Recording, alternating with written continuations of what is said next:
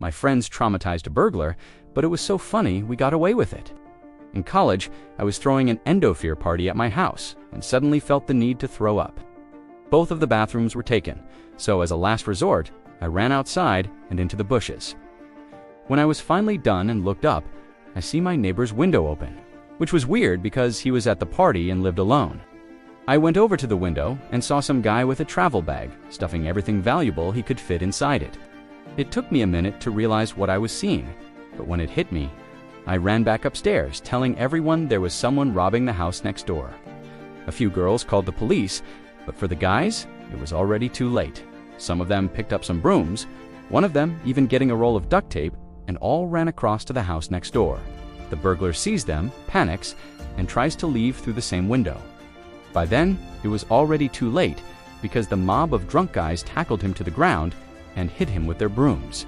He just laid there absolutely terrified out of his mind. When the rest of the guys came outside, the duct tape guy saw what was going on and started to tie the guy's hands and feet together. I have no idea why he just let it happen, because after someone brought a giant trash bag outside and we fit his entire body inside of it, he was wrapped up like a Christmas present, with his head sticking out, while we continued to tie him up with the entire roll of tape. He just sat there mumbling to let him go, and he'll never come back. The police were still nowhere in sight, and one guy has the idea to go get more stuff to tie him up with. At this point, he already looked like a human caterpillar, but they left to the dollar store to get some rubber bands.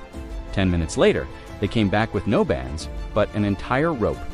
They weren't going to hurt him, so I went up to see if everyone else inside was all right and checked to see when the cops were coming.